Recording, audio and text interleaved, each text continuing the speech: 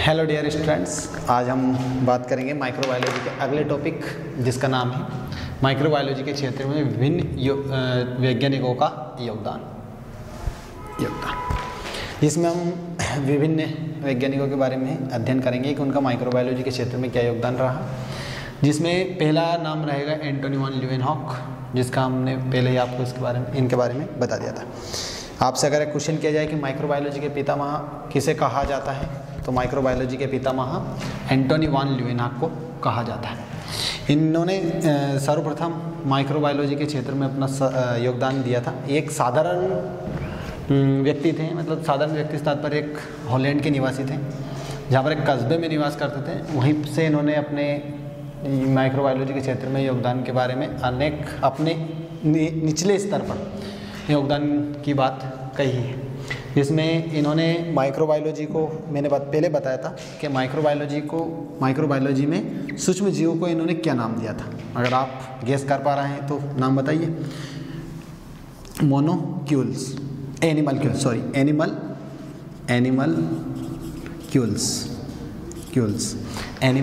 क्यूल्स। तो माइक्रोबायोलॉजी शब्द या माइक्रो ऑर्गेनिज्म को इन्होंने क्या नाम दिया था? एनिमल क्यूल्स। इन्होंने ही सर्वप्रथम माइक्रोबायोलॉजी के क्षेत्र में विभिन्न रिसर्च की, जिनके आधार पर इन्हें माइक्रोबायोलॉजी का पितामह कहा जाता है। ल्यूवेनहॉक के द्वारा विभिन्न सूक्ष्मजीव जैसे जीवाणु, प्रोटोजोआ, इनका भी अध्ययन सर्वप्रथम इनके द्वारा किया गया और इन्होंने उनको नाम दिया था पहले एनिमल क्यूल्स। इनका अगर योगदान की बात करें तो अपन जैसा अगर इनका विशेष क्षेत्र में योगदान तो 1632 से 1723 तक योगदान रहा। जिसमें 1675 मैंने आपको पहले ही बताया था, 1675 में इन्होंने किसकी खोज की थी? माइक्रोबायोलॉजी बनाने का सरल माइक्रोबायोलॉजी बनाने का प्रयास इन्होंने सर्वप्रथम किया था। सरल माइक्रोबायोलॉजी नहीं, सरल माइक्रोस्कोप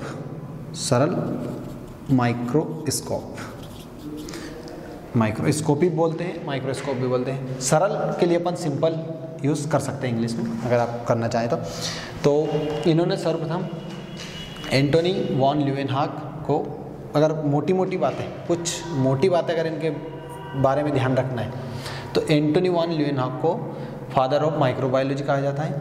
इन्होंने जिन सूक्ष्म जीवों का, ये जीवाणु या प्रोटोजोआ का अध्ययन किया था, उन्होंने सर्वप्रथम उनको नाम एनिमल क्यूल्स दिया था। अगर ऑप्शन में आपके लिए प्रश्न बनेगा कि माइक्रोबायोलॉजी का पितामह किसे कहा जाता है, तो माइक्रोबायोलॉजी का पितामह एंटोनी वॉन ल्यूवेनहॉक को कहा जाता है। इन्होंने ही सूक्ष्म जीवों को नाम एनिमल क्यूल्स के नाम से दिया था। जैसे अगर कुछ वैज्ञानिकों ने सर्वप्रथम एंजाइम को कुछ वैज्ञानिकों ने अलग नाम दिया था। जैसे अगर मान लो अपन बात करें आनुवांशिकी के पितामह मेंडल, जिन्होंने जिन अपने गुणसूत्रों को जिन नाम देते हुए कारक नाम दिया था। क्या नाम दिया था? कारक। उसी प्रकार इन्होंने जो सूक्ष्म जीव थे उनको एनिमल क्यूल्स के नाम दिया था। इनके बारे में अगर थोड़ा बहुत अगर अपन और विषय ध्यान रखें तो इनके बारे में एक दो और अगर अपन मोटी मोटी बातें अगर अपने हिसाब से लिखें तो इन्होंने सूक्ष्म जीवों को कहाँ से प्राप्त किया था? तो इन्होंने गंदे जल, ये जल भी लिख सकते हैं। उसके बाद दांत, स्वयं के दांत से। तो इनके आधार पर ये भी कह सकते हैं कि सूक्ष्म जीव हमेशा हानिकारक नहीं हो सकते।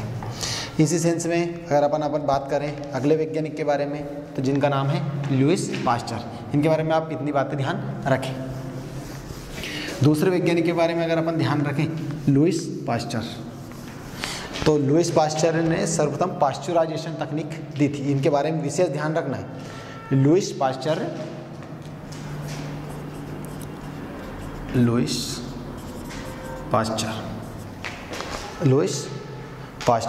या इंग्लिश में आप लिखना चाहो तो लुईस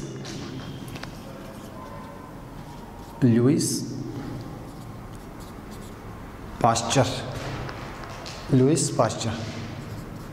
इनके नाम की स्पेलिंग थोड़ी अजीबोगरीब होती है, इसलिए अपन थोड़ा सा ध्यान से ही लिखें तो अच्छा रहता है। इनका योगदान अपन कहें तो 1882 से 1882 से 1895 कुछ शब्दों को अगर गलती से निकल जाते हैं तो उसको मैं वापस लेना चाहूँगा। तो आप ध्यान रखें लुईस पास्चर के बारे में अगर विशेष बात ध्यान रखनी है तो उन्होंने सर्वप्रथम पाश्चुराइजेशन तकनीक, पाश्चुराइजेशन या पाश्चुरीकरण, हिंदी में पाश्चुरीकरण तकनीक खोजी थी। अब क्वेश्चन ये बनना चाहिए कि पाश्चुराइजेशन तकनीक या पाश्चुरीकरण होता क्या है, तो इनका सीधे से अपनी भाषा में अपने सरल शब्दों में समझना चाहेंगे कि पाश्चुराइजेशन तकनीक वहाँ तकनीक होती है जिसमें हम द्रव्य को गर्म करके कीटाणु रहित करते हैं। कीटाणु रहित मतलब उसमें उपस्थित सूक्ष्म जीवों को नष्ट करते हैं। द्रव्य को गर्म करके या उबाल कर धीरे धीरे उबाल कर गर्म करते हैं जिससे उनके अंदर उपस्थित सूक्ष्म जीव नष्ट हो जाते हैं। उसको अपन क्या कहते हैं, पाश्चुराइजेशन। विशेष तौर पर इन्होंने ये तकनीक वैसे द्रव्य नाम शब्द दिया है लेकिन दूध के लिए भी इसको जानते हैं। और लगभग जहाँ तक मेरे को याद है 60 डिग्री या 60 के लगभग चलेंगे अपन, लगभग 60 डिग्री या थोड़ा सा ऊपर इतने डिग्री सेल्सियस तापमान पर अपन दूध को गर्म करते हैं जिससे उसके अंदर उपस्थित सूक्ष्म जीव नष्ट हो जाते हैं। उसके बाद अगर आपसे सीधी सी बात पे पूछें कि पाश्चुराइजेशन तकनीक किसने दी तो लुईस पाश्चर। इनके बारे में ये ध्यान रखना है। और इनके द्वारा एक और बात कही गई थी बहुत ही आसान भाषा में कि जब तक वायु में उपस्थित सूक्ष्म जीव द्रव्य को संक्रमित न कर पाए तब तक वह संक्रमित नहीं होता।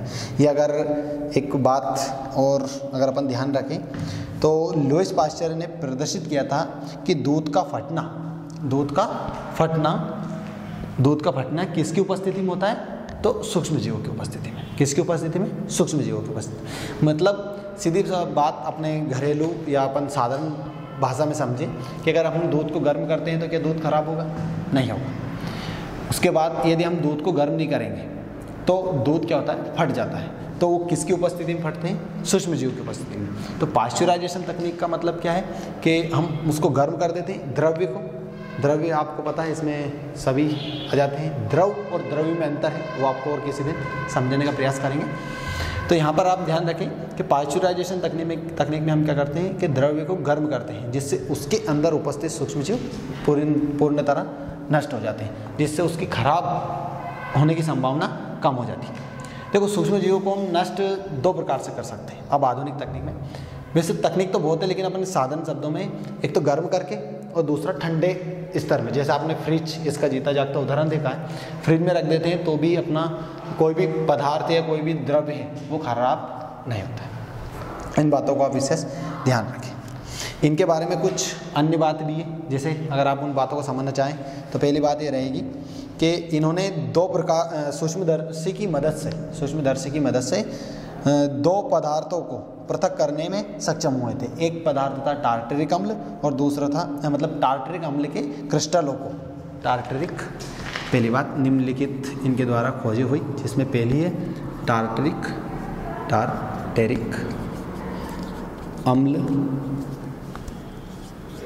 अम्ल में से क्रिस्टल को पृथक किया था।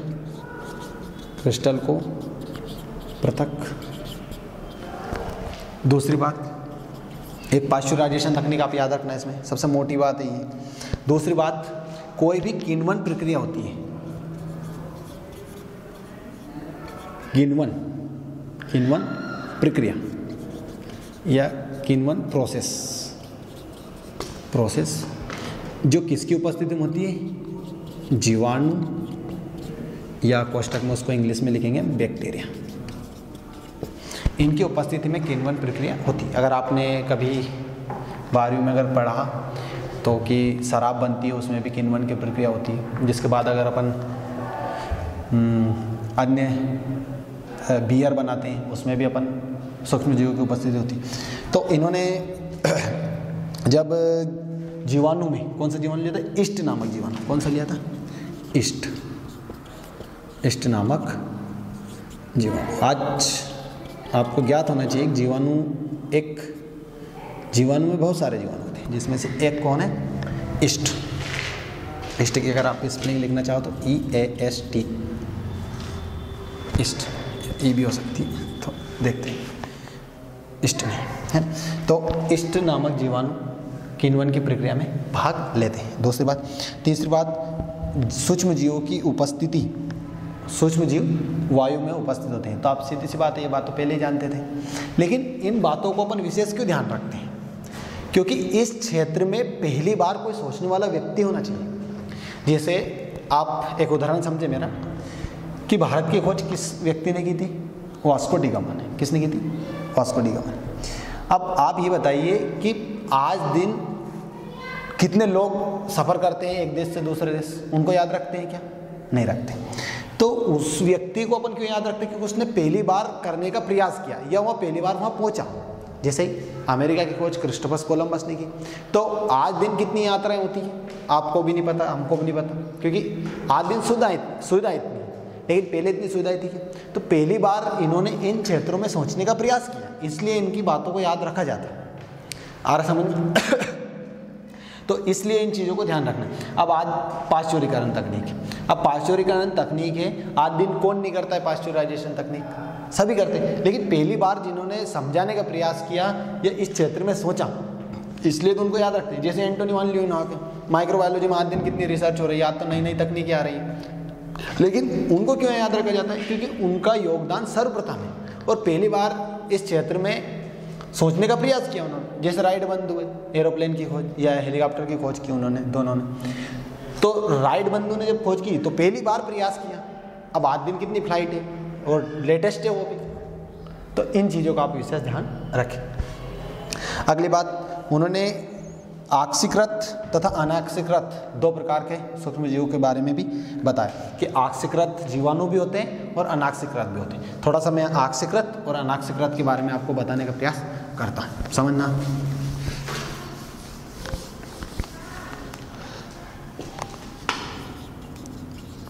आक्सीकृत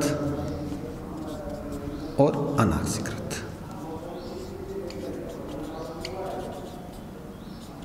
आक्सीकृत और अनाक्सीकृत। देखो, आक्सीकृत जो जीवाणु ऑक्सीजन की उपस्थिति में अपनी क्रिया संपन्न करते हैं, और वे सूक्ष्म जीव जो ऑक्सीजन की अनुपस्थिति में अपना कार्य करते हैं। तो दो प्रकार के सूक्ष्म जीव, आक्सीकृत और अनाक्सीकृत। तो आक्सीकृत वे सूक्ष्म जीव जो ऑक्सीजन की उपस्थिति में अपनी क्रियाएं संपन्न करते हैं, और अनाक्सीकृत वे सूक्ष्म जीव जो ऑक्सीजन की अनुपस्थिति में अपनी क्रियाएं संपन्न करते हैं। देखो, थोड़ा सा मैं आपको जियोग्राफी संबंधित बात बताऊंगा कि क्या जैसे ही पृथ्वी बनी वैसे ही क्या ऑक्सीजन थी? तो इसका उत्तर रहेगा नहीं। इसका उत्तर क्या रहेगा? नहीं। मतलब जैसे पृथ्वी का निर्माण हुआ तब सूक्ष्म जीव तो उपस्थित थे। मतलब जैसे जैसे ठंडी होती गई पृथ्वी, जैसे कहते हैं पृथ्वी आग का गोला थी जिसमें अत्यधिक तापमान था, ठीक है। तो उसी बीच अगर आप ध्यान दें तो जैसे ही पृथ्वी का निर्माण हुआ तब ऑक्सीजन थी, तो इसका उत्तर रहेगा नहीं। इसका निर्माण तब हुआ तब साइनोबैक्टीरिया या नील हरित शैवाल यानी साइनोबैक्टीरिया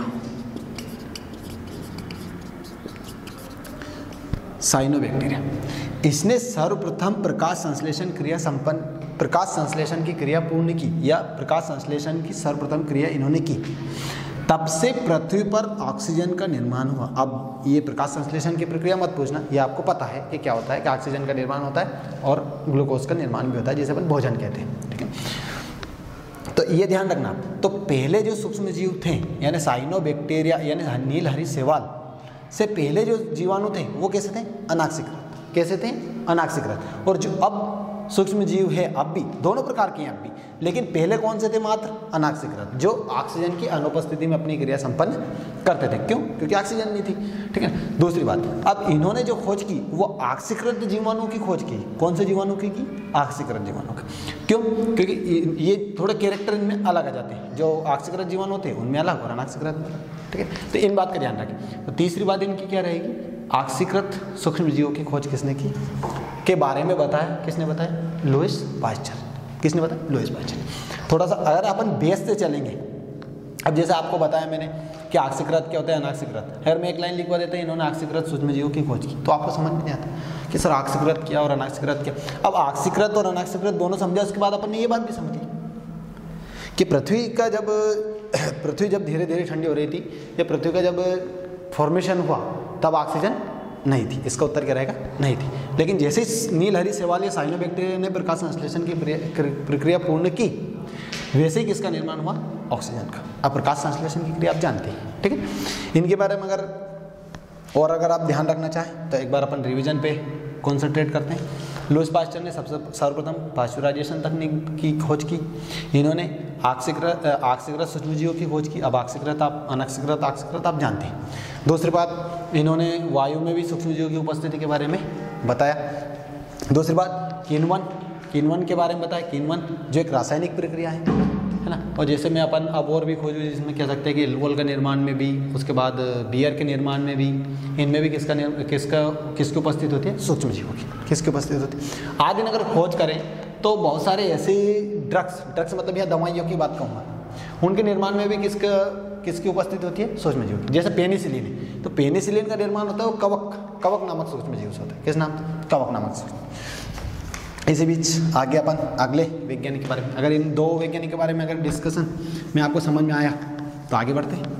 जो भी आपके डाउट रहेंगे वो आप बेझिझक कॉलेज में आकर पूछ सकते हैं, हम आपके जवाब अवश्य देंगे। और हमारा कार्य यही है, मोटो या अपना कार्य कि हम आपके प्रश्न के उत्तर बखूबी और अच्छे तरीके से आपको समझाने का प्रयास करें और दें, ठीक है। अगले वैज्ञानिक के बारे में बात करें अपन, रॉबर्ट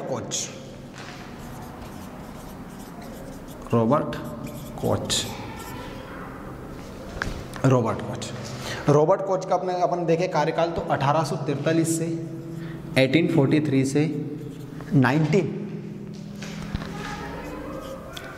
यानी 1910 तक, 1843 से 1910 तक। इनके बाद ये जर्मन डॉक्टर थे, मतलब जर्मनी के रहने वाले थे। इनके द्वारा कई खोजें की गई जिनमें अपन मुख्य जो विशिष्ट बातें हैं उनके बारे में अपन जानकारी मैं आपको समझाने का प्रयास करूँगा। पहली अगर खोज करें अपन तो इन्होंने एंथ्रेक्स यहाँ लगा, एंथ्रेक्स नामक जीवाणु की खोज की। अगर आपसे परीक्षा में प्रश्न बने कि एंथ्रेक्स नामक जीवाणु की खोज किसने की, तो रॉबर्ट कोच ने। किसने खोज की? Robert Koch.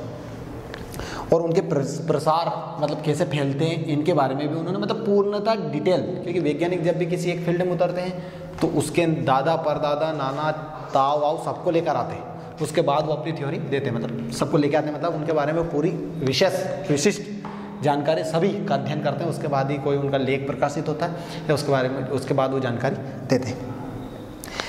इसी बीच अगर आपसे कहें कि सूक्ष्म जीव वैज्ञानिक प्रथम वास्तविक माइक्रोबायोलॉजी के जनक किसे कहा जाता है, तो रॉबर्ट कोच को। वास्तविक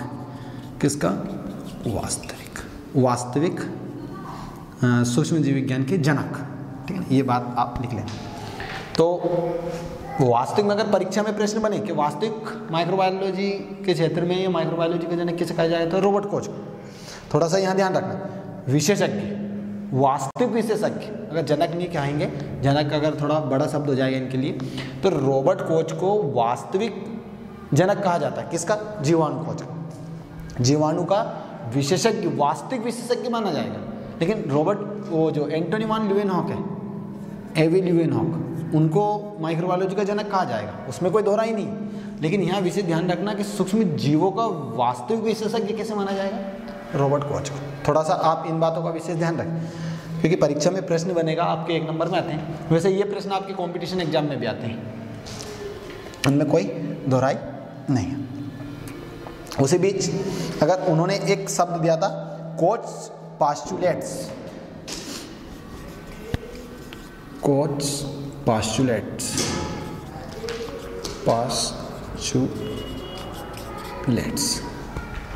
कोच पास्चुलेट्स, जिसका अर्थ होगा, जिसका अर्थ आप थोड़ा समझने का प्रयास करना, विशिष्ट रोग उत्पन्न करने वाले। इसका अर्थ उन्होंने क्या दिया, विशिष्ट रोग उत्पन्न करने वाले। कोच, यहाँ पर थोड़ा सा आप इसका ध्यान रखना, जब भी जैसे आपने देखा होगा मदर्स और ये ऐसा लगा रहता है फादर्स, तो इसका अर्थ निकलता है का की, क्या निकलता है, का या की, ठीक है ना, ये ध्यान रखना। तो मदर लड़की, महिला के लिए अगर लड़की रहेगी तो की का दो अर्थ निकलते हैं इसके, ठीक है ना। तो इसका अर्थ यहाँ निकलेगा, कोच की पास्चुलेट तकनीक के बारे में है, सीधी सी बात है। तो इसका अर्थ उन्होंने क्या बताया, विशिष्ट रोग उत्पन्न करने वाले। विशिष्ट रोग उत्पन्न करने वाले से तात्पर्य है कि कोई एक विशिष्ट सूक्ष्मजीव ही एक विशिष्ट रोग को जन्म देते हैं, सीधी सी बात है। विशिष्ट रोग उत्पन्न करने वाले से तात्पर्य क्या है, कोई विशेष क्या रहेगा, कोई विशेष रोग को उत्पन्न करने के लिए कोई विशेष ही, विशेष से तात्पर्य यह है कि उसका अलग, जैसे मलेरिया है तो मलेरिया का जो सूक्ष्मजीव है मादा एनाफिलीज मच्छर, वो मलेरिया फैलाएगा, वो आपके लिए या स्मॉल पॉक्स या दूसरे रोग को नहीं फैलाएगा, फैलाएगा कौन सा, मलेरिया को। तो इस यही बात कि जो विशेष एक अलग विशिष्ट सूक्ष्मजीव एक विशिष्ट रोग को ही फैलाते हैं, उसके लिए अन्य रोग उत्पन्न नहीं होते। लेकिन बहुत सारी बीमारियां जिनसे एक नहीं अनेक बीमारियां फैलती हैं। इसी बीच हम आगे बढ़ते हैं और इनके द्वारा अगली खोज की गई है प्योर कल्चर, यानी शुद्ध संवर्धन तकनीक। शुद्ध संवर्धन तकनीक, इसके बारे में भी आप थोड़ा समझें। शुद्ध संवर्धन तकनीक से तात्पर्य ये है कि सूक्ष्म जीव हमारे लिए लाभदायक भी होते हैं तो हानिकारक भी होते हैं। लेकिन जो लाभदायक सूक्ष्म जीव है, जैसे मैंने बताया था पेनिसिलिन के निर्माण में भी सूक्ष्म जीव का योगदान होता है। तो जो लाभदायक सूक्ष्म जीव है उनको जो हम वातावरण निर्मित करते हैं, उनके लिए कुछ न्यूट्रिएंट्स रखते हैं, न्यूट्रिएंट्स, तो उनको ही उनमें अपन उनकी क्या करवाते हैं, ग्रोथ करवाते हैं। क्या करवाते हैं इसमें, ग्रोथ यानी वृद्धि।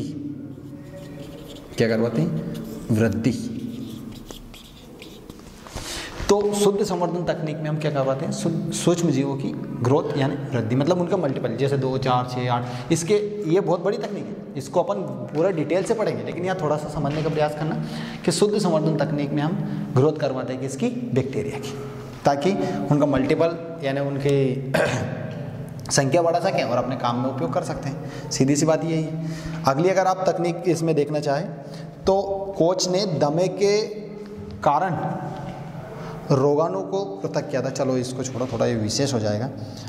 तो इनके बारे में 2-3 अगर मोटी मोटी बातें याद रखें तो क्या रहेगी, रॉबर्ट कोच जिन्होंने एंथ्रेक्स नामक जीवाणु का भी खोज की, उसके बाद इन्हें वास्तविक जीवाणु विशेषज्ञ माना जाता है। जीवाणु, माइक्रोबायोलॉजिस्ट नहीं, जीवाणु, ध्यान रखना। कोच ने कोच पास्चुलेट तकनीक की, जिसका अर्थ होता है विशेष रोग उत्पन्न करने वाले। और तीसरी है शुद्ध संवर्धन तकनीक, जिसमें हम सूक्ष्म जीवों की ग्रोथ यानी वृद्धि करवाते हैं, जिससे उनकी संख्या में वृद्धि हो और अपने उपयोग के लिए काम में ले सकते हैं। और इन्होंने उनका एक विशेष कार्य है जो दमे से समझ लो उसका भी। कोच ने दमे के कारक रोगाणु को पृथक किया था, मतलब दमा कैसे होता है उसका रोगाणु के बारे में बताया था, जिसके लिए उन्हें 1905 में नोबेल पुरस्कार, नोबेल भी बोलते हैं, नोबेल बोलते हैं, नोबेल पुरस्कार से सम्मानित किया गया था। किससे, नोबेल पुरस्कार, या आप लिखना चाहो तो ऐसे भी लिख सकते हैं, कोई दिक्कत नहीं। नोबेल पुरस्कार से भी सम्मानित किया गया था। अब नोबेल पुरस्कार के बारे में मैं आपको नहीं बताना चाहूँगा कि नोबेल पुरस्कार के बारे में आप सभी जानते ही हैं कि स्वीडिश वैज्ञानिक थे बर्नार्ड नोबेल, जिन्होंने सर्वप्रथम किसकी खोज की थी, वो थोड़ा सा ध्यान नहीं आ रहा है, चलो छोड़ो, उसके बारे में बाद में बताएंगे आपको। अगले वैज्ञानिक के बारे में अपन जानकारी लेंगे, एडवर्ड जेनर। इसके बारे में जानकारी लेंगे, एडवर्ड जेनर। थोड़ा सा मैं भूल रहा हूँ उनके बारे में, उनकी खोज, वैसे ध्यान यूज़ कहाँ होता है, थोड़ा सा ध्यान नहीं आ रहा है, चलो बता दूंगा मैं इसी दौरान आपको। एडवर्ड जेनर चौथे वैज्ञानिक के बारे में पढ़ रहे हैं, एडवर्ड जेनर, जिनका कार्यकाल कब से कब तक रहा है, तो 1749 से 1823।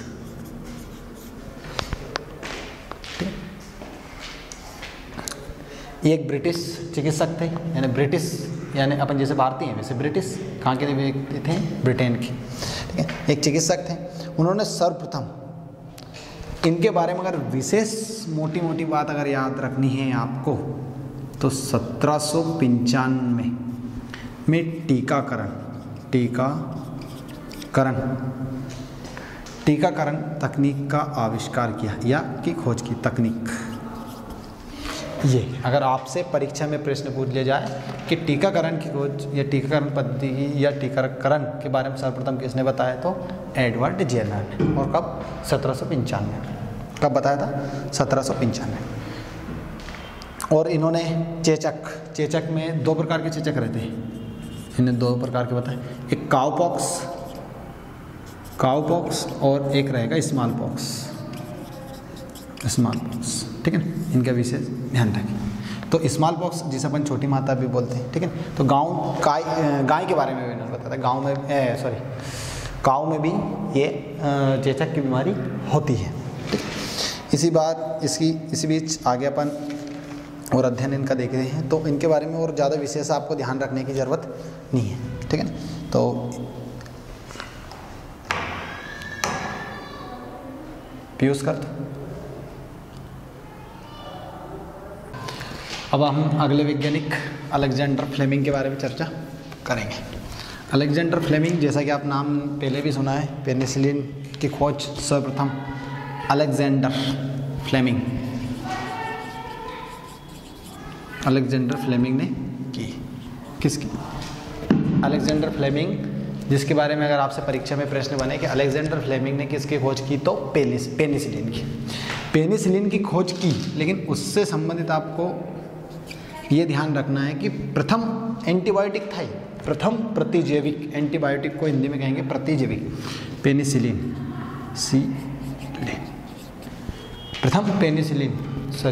प्रथम एंटीबायोटिक की खोज किसने की? अलेक्जेंडर फ्लेमिंग ने। और यहाँ प्रथम या पहला शब्द की जगह मैं प्रथम लिखना चाहूँगा, प्रथम प्रतिजैविक था ये, प्रतिजैविक। अब एक शब्द आया है प्रतिजैविक, तो उसको भी समझा देते हैं, प्रतिजैविक क्या होता है। प्रतिजैविक से तात्पर्य है ऐसे पदार्थ या ऐसे कह सके कंपोनेंट या फिर जो ड्रग्स जो किसी संक्रामक या हानिकारक सूक्ष्म जीव के विरुद्ध कार्य करें या उनकी वृद्धि को या तो रोकेंगे ये या उनको नष्ट करेंगे। क्या करेंगे? या तो उनकी वृद्धि को रोकेंगे या उनको नष्ट करेंगे। 2 प्रकार के कार्य कर सकते हैं पेनिसिलिन। अलेक्जेंडर फ्लेमिंग, जिन्होंने सर्वप्रथम पेनिसिलिन की खोज की। पेनिसिलिन प्रथम प्रतिजैविक था, जिसके प्रथम प्रतिजैविक था, ठीक है, ये याद रखना।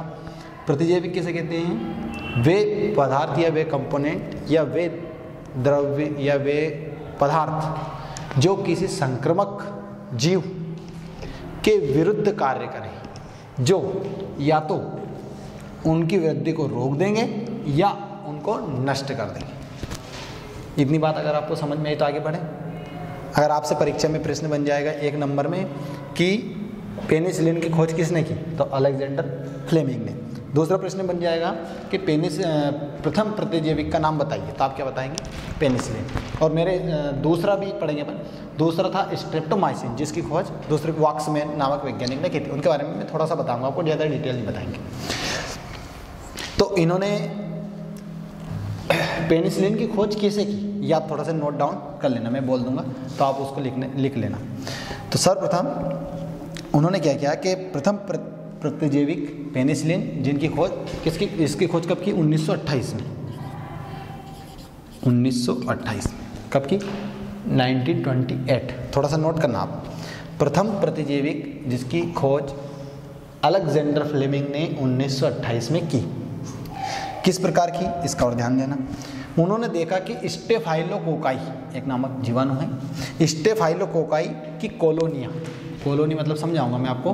कॉलोनी मतलब जैसे ये प्लेट है, इसमें सभी सूक्ष्मजीव बिखरी हुई अवस्था में पड़े हैं, मतलब शब्द जैसे ये देखना, तो इसमें ये पड़े हैं स्टेफाइलोकोकाई,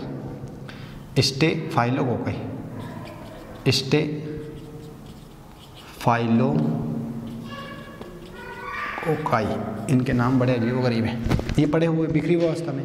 तो इन सूक्ष्म जीवों ने क्या किया, कॉलोनियों का निर्माण किया। किसका निर्माण किया, ये कॉलोनी बन गई, देखना ये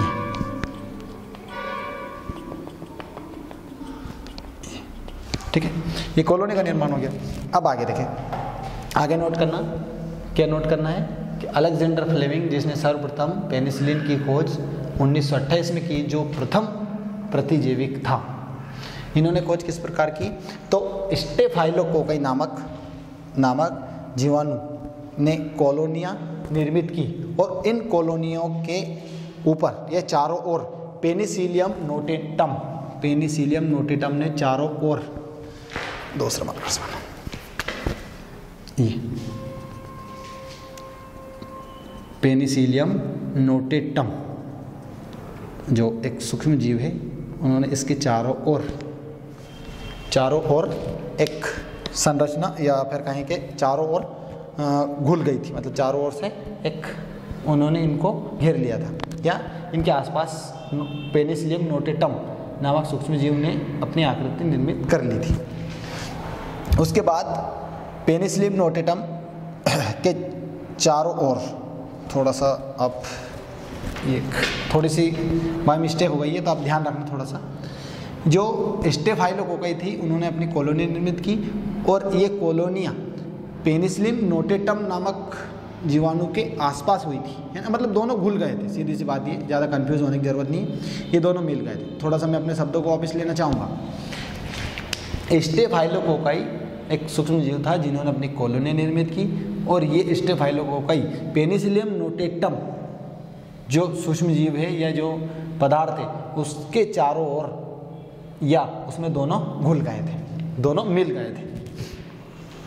आगे ध्यान दें, जो एक संवर्धन प्लेट पर संवर्धन प्लेट मैंने अभी बताया था, शुद्ध संवर्धन तकनीक जिसमें संवर्धन प्लेट हो गई, उसमें प्लेट से तात्पर्य रहेगा कि जो प्लेट ये है, उसमें संवर्धन सूक्ष्म जो कल्चर मीडिया है, जैसे अपन इंग्लिश में कहेंगे, वो भी रखा हुआ है, उसमें सूक्ष्म जीव पड़े हुए हैं, तो उनके लिए ये अनुकूल हो जाएगा, अनुकूल वातावरण रहेगा। किनके लिए, सूक्ष्म जीव के लिए, जैसे अपने लिए कैसा वातावरण रहता है, उसी प्रकार इनकी भी शुद्ध संवर्धन यानी जो कल्चर मीडिया रहेगा, उसमें ज़्यादा वृद्धि होती है। जैसे अपन अगर मान लो दूसरे क्षेत्र में रहने जाएंगे तो अपनी ग्रोथ या अपना स्वास्थ्य बिगड़ सकता है, लेकिन अपन जिस वातावरण में रह रहे हैं अगर उसमें रहेंगे तो अपनी ग्रोथ भी अच्छी होगी और अपन बीमार भी नहीं होंगे। उसी प्रकार सूक्ष्म जीवों के लिए भी शुद्ध संवर्धन तकनीक या कल्चर मीडिया होता है, जिसमें उनकी वृद्धि को आसानी से कराया जाता है और उनकी वृद्धि जल्दी होती है, ठीक है ना।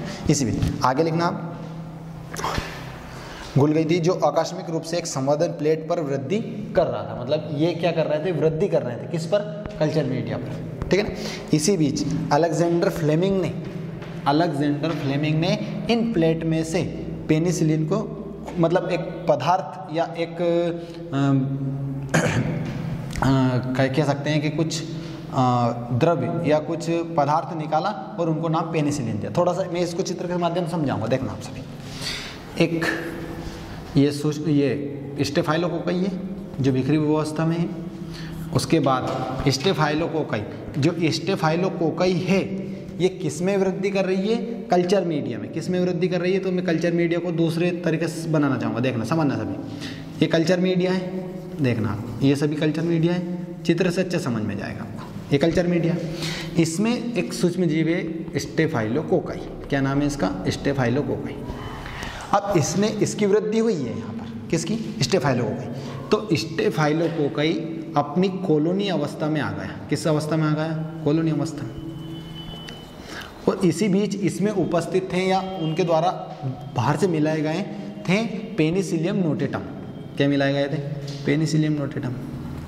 अब इसकी वृद्धि जब हुई तो अलेक्जेंडर फ्लेमिंग ने किया क्या कि इसमें से कुछ पदार्थ निकाला, इनमें से, और उन पदार्थों को निकाला और उस पदार्थ को नाम दिया पेनिसिलिन। क्या नाम दिया? पेनिसिलिन। ये प्रोसेस वैसे बहुत बड़ी प्रोसेस है, लेकिन इतना ही समझिए आप कि पेनिसिलिन, वैसे जब अपन पेनिसिलिन का निर्माण पढ़ाएंगे तब औद्योगिक उत्पादन करेंगे तब उसको और अच्छे डिटेल से आपको समझाने का प्रयास करेंगे। तो यहाँ थोड़ा सा इतना ही समझ लें आप कि इसका निर्माण अपन ने किस प्रकार किया।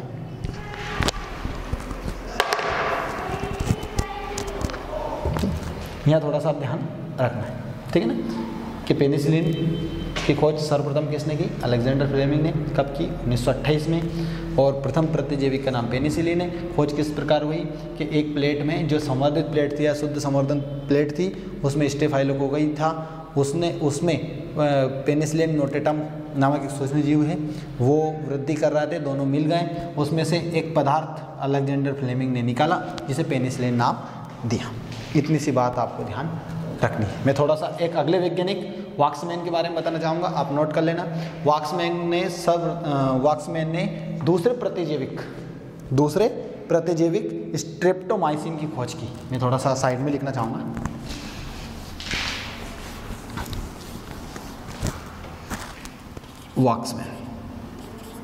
वाक्समैन जिन्होंने स्ट्रेप्टोमाइसिन, दो स्पेलिंग मिल जाती है इनकी, वाई भी मिल जाती है और एन भी मिल जाता है, माइसिन,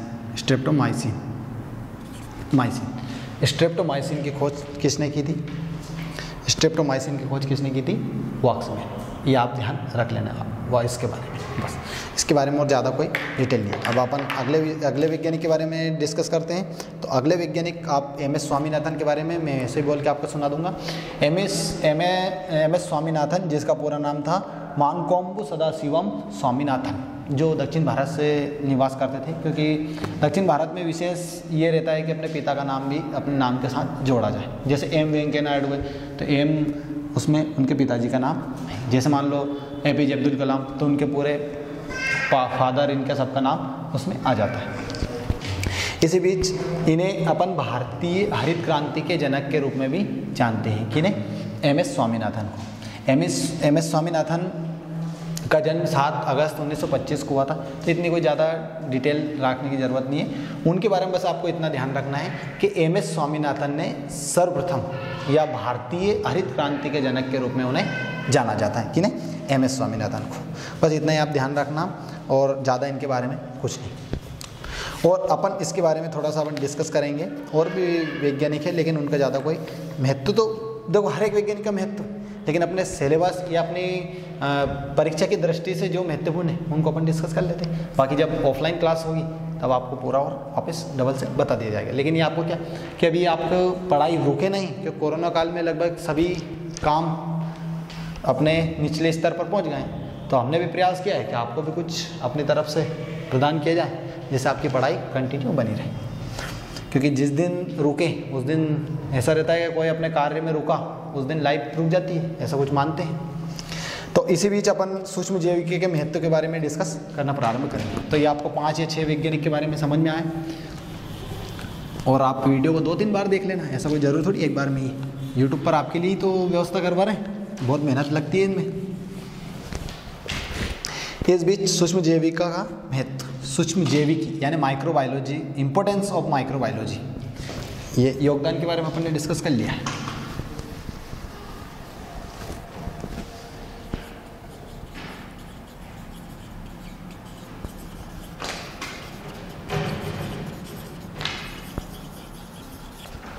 इंपॉर्टेंस ऑफ माइक्रोबायोलॉजी, तो इम्पोर्टेंस ऑफ माइक्रोबायोलॉजी में आप ये बताइए कि माइक्रोबायोलॉजी या माइक्रो ऑर्गेनिज्म का अपन किन क्षेत्र में उपयोग नहीं करते।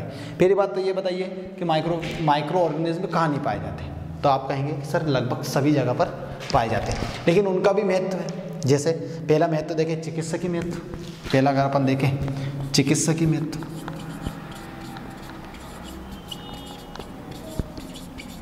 कल भी बताया था। दूसरा औद्योगिक महत्व, औद्योगिक महत्व। उसके बाद मृदा के लिए भी, मतलब मृदा में भी, जैसे राइजोबियम का करना आपने मृदा में महत्व, इन सभी क्षेत्रों में उनका सूक्ष्म जीवकों का उपयोग किया जाता है। तो थोड़ा सा आप समझिए चिकित्सा के मेथ दवाई गोली बनाने में, लेकिन उसी बीच औद्योगिक में आप 2-3 प्रकार से समझ सकते हैं, या तो ड्रग्स या केमिकल क्षेत्र में भी, या फिर अपने डेयरी उत्पाद में भी। डेयरी उत्पाद भी औद्योगिक में आता है, जैसे ब्रेड का निर्माण और उसके बाद बिस्किट का निर्माण, इनमें भी सूक्ष्म जीवों की उपस्थिति होती है। उसके बाद मृदा या एक और शब्द जोड़ सकते हैं इसमें, कृषि तथा करके लिख देता हूँ मैं, 1 मिनट। मृदा तथा कृषि क्षेत्र में, कृषि क्षेत्र तो इनमें भी होता है। जैसे मृदा के लिए अगर अपन बात करें तो आपको राइजोबियम का नाम सुना होगा, है ना, जो लेग्यूमिनेसी नामक कुल के जो पेड़ पौधे हैं उनमें पाए जाते हैं, उनके गांठों में। जैसे आपने अगर मूंगफली देखा होगा, चने देखा होगा, उनमें क्या पाए जाते हैं, राइजोबियम भी पाया जाता है उनके गांठों में, ठीक है, वो भी अपने लिए महत्व। जैसे अगर कृषि क्षेत्र में अगर अपन देखें तो आज दिन जो जैसे रासायन आ रहा है, लेकिन अगर अपन जैविक उर्वरकों की इन खाद की बात करें तो उनमें क्या होते हैं, सूक्ष्म जीवित होते हैं, छोटे छोटे, जो हमारी कृषि को डायरेक्टली लाभ पहुंचाने का प्रयास करते हैं, है ना। लेकिन अपन क्या है, रासायन के अनाधुंध प्रयोग में उनको भी नष्ट कर रहे हैं, जो अपने लिए लाभदायक, छोटे कम सीमित या अल्पकालिक लाभ प्राप्त करने के लिए दीर्घकालिक नुकसान कर रहे हैं अपन। जैसे राजनेता क्या करते हैं, अल्पकालिक लाभ देते हैं आपको, जैसे आपके पैसे माफ कर दिए जाएंगे, आपको बिजली मुफ्त दी जाएगी, पानी मुफ्त दिए जाएंगे, लेकिन अगर इन्हीं कार्यों को वो दीर्घकालिक लाभ, जैसे नहरों का निर्माण, है ना, बिजली 24 घंटा उपलब्ध, चाहे बिल ले ले अपन से, ठीक है ना, इन क्षेत्रों में अगर वो कार्य करें तो ये दीर्घकालिक लाभ है। लेकिन अल्पकालिक लाभ के पीछे जनता भाग रही है, और अल्पकालिक लाभ वही है जो आपके 1 या 2 साल तक रहेगा, फिर आपकी आदत बिगड़ जाएगी। जैसे राजनीतिक पार्टी आई, आपका बिल माफ, तो उसको वोट दे दिया, फिर दूसरी आई, उसको दे दिया, तो उससे आपका शॉर्ट टर्म फायदा हो रहा है, लेकिन वो पैसे निकल कहाँ से रहे, जनता से तो निकल रहा है। कोई सरकार अपने पास से पैसे थोड़ी बना रही है, किसान ही तो है जो पैसे बना रहा है अपनी फसल का उत्पादन करके। अगले के बारे में देखते हैं, खाद्य सूक्ष्म जैविकी में देख लेते हैं आप।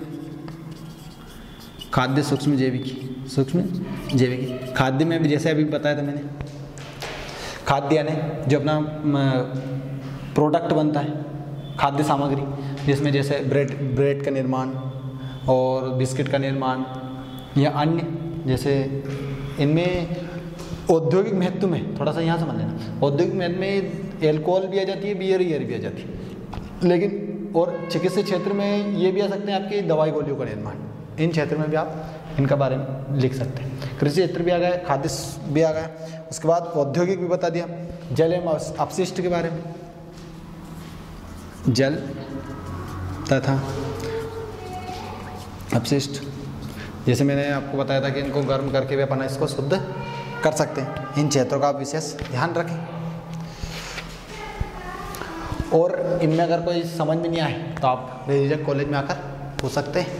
इसके लिए आज के लिए इतना ही, धन्यवाद।